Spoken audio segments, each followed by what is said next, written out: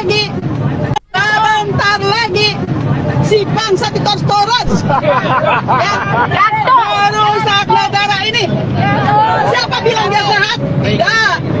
Kegilaan yang menular kepada orang-orang yang dibayar ya. Kami sudah tidak sabar menunggu dia lengser. Hai kalian, apa yang namanya buzzer yang nggak pakai otaknya, yang tetap aja tidak membuka dirinya. Semua orang di kalangan akademisi, di kalangan nama relawan, di kalangan orang-orang petinggi, semua sudah menyatakan sikap. Kita hanya menunggu beberapa hari. Betapa sakitnya Anda terlengser karena Anda 10 tahun menyakiti hati masyarakat. Betul. Kami sudah nggak punya kata-kata lagi yang termasuk yang jelek sekalipun sudah nggak ada lagi.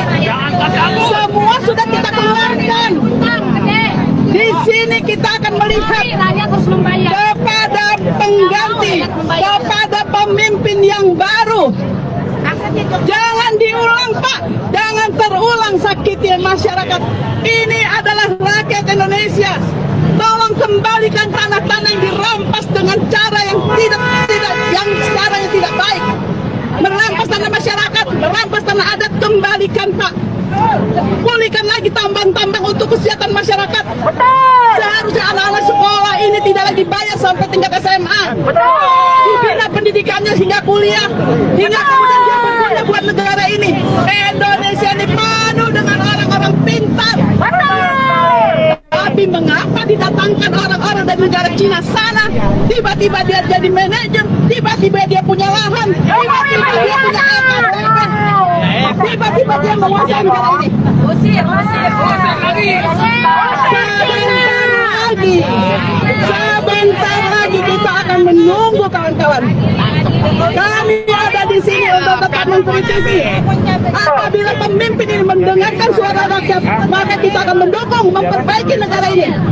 Tapi ingat, seandainya pemimpin meneruskan kerusakan ini, kami tidak akan segan-segan berdiri di sini untuk tetap mengkritisi, tetap menjadi orang-orang yang akan terus protes, kemudian akan menenggelamkan pemimpin-pemimpin yang tidak berpihak pada rakyat. Betul. Rakyat yang mendengar, kami di sini mewakili kalian untuk menyelamatkan anak-anak bangsa kita. Betul. Yang besok mereka menjadi penerus. Betul. Jangan sampai begitu mereka keluar dari rumah, negara ini bukan punya dia lagi. Kegilaan macam apa itu yang biara selama ini? Sudah cukup 10 tahun, sudah cukup itu. Dengarkan pemimpin yang baru. Kami akan mendukung Anda apabila Anda berpikir yang sama dengan kami untuk mensejahterakan rakyat. Betul. Kembalikan tanah-tanah itu. Kembalikan namanya tambang-tambang. Hukum mati, hukum gantung orang-orang sudah merusak, orang-orang sudah berkorupsi, merugikan rakyat. Jangan dibiarkan lolos. Ingat teman-teman, jangan sampai yang namanya Jokowi dan koloninya lari ke luar negeri. Betul. Demikian dari saya. Terima kasih. Assalamualaikum warahmatullahi wabarakatuh. Ya teman-teman, OCCRP ini salah satu media internasional yang memberitakan Pak Jokowi, dan mereka mencantumkan nama Pak Jokowi sebagai salah satu tokoh terkorup dunia.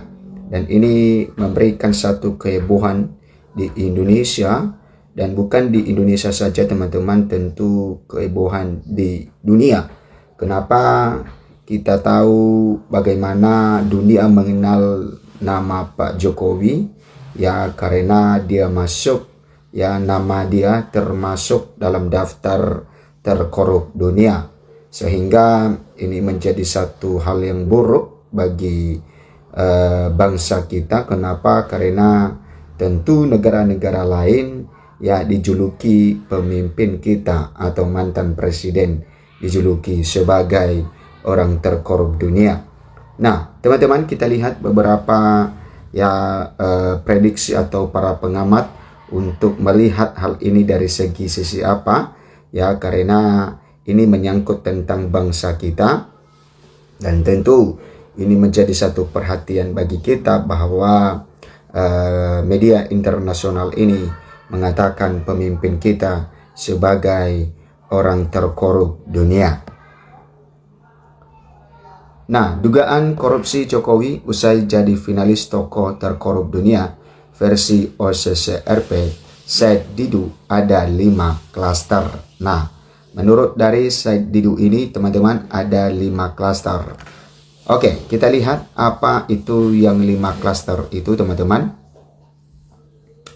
Oke, mantan Sekretaris Kementerian BUMN Said Didu membeberkan dugaan korupsi yang dilakukan Presiden ke-7 RI yaitu Joko Widodo atau Jokowi setelah masuk sebagai finalis tokoh terkorup dunia versi Organized Crime and Corruption Reporting Project OCCRP.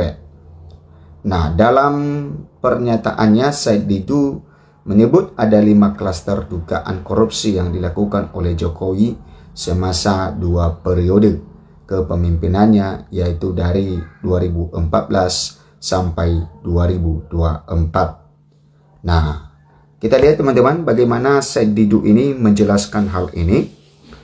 Saya ingin mencoba, ini Said Didu mengatakan teman-teman, merangkum kalau Jokowi memang melakukan korupsi di sektor mana, klaster mana terjadi korupsi. Nah, dia membagikan klaster-klaster mana yang diduga tersebut sehingga media internasional ini berani menyertakan nama Jokowi salah satu tokoh terkorup. Saya mencoba membagi 5 klaster modus korupsi yang dilakukan oleh mantan Presiden Joko Widodo, tuturnya di akun dari video yang diunggah di akun pribadinya, yaitu adapun klaster dugaan korupsi pertama adalah melanggengkan kekuasaan dinasti mantan Gubernur DKI Jakarta tersebut. Ini salah satunya adalah melanggengkan kekuasaan dinasti mantan Gubernur DKI Jakarta tersebut. Nah, bagaimana dengan dinasti tersebut teman-teman? Said Didu meyakini hal tersebut dilakukan Jokowi dengan ditutupnya kasus pelanggaran denda kebakaran hutan terhadap 3,3 juta hektar tanah sawit. Pembatalan tersebut, kata Said, demi memuluskan kekuasaan Jokowi dan meredam kasus-kasus besar agar luput dari perhatian publik. Nah, itu saya punya keyakinan bahwa itu ada kaitan untuk melanggengkan kekuasaan sehingga perlu untuk meredam kasus-kasus besar dan bisa negosiasi di balik pintu, kata Said. Kemudian klaster kedua, itu klaster pertama teman-teman. Klaster kedua yang dibilang adalah membungkam dan memenjarakan lawan-lawan politik dari Jokowi. Nah, dalam klaster yang sama, saya juga menyebut banyak kasus-kasus korupsi yang diduga menjerat menteri di era kepemimpinan Jokowi terkesan tidak dilanjutkan oleh penegak hukum. Menurutnya, hal tersebut dinamakan korupsi sprindik. Saya juga menilai penggantian ketua umum Golkar dari Airlangga Hartarto ke Bahlil Lahadalia ada peran dari Jokowi. Ini menurut Said Didu teman-teman, bahwa ini juga ada penyebab pergantian ketua umum Airlangga Hartarto dengan Lahadalia, Bahlil Lahadalia. Katanya ada peran Jokowi.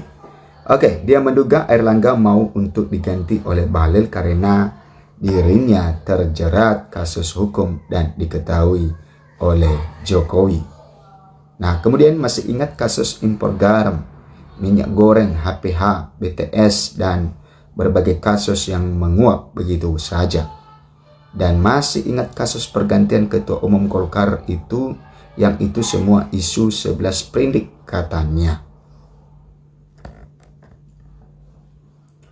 Nah, kemudian teman-teman, selanjutnya klaster ketiga, kata Said Didu itu adalah ada 2 subklaster, yaitu ambisi Jokowi ingin memiliki legasi saat menjadi Presiden RI tetap justru merugikan rakyat.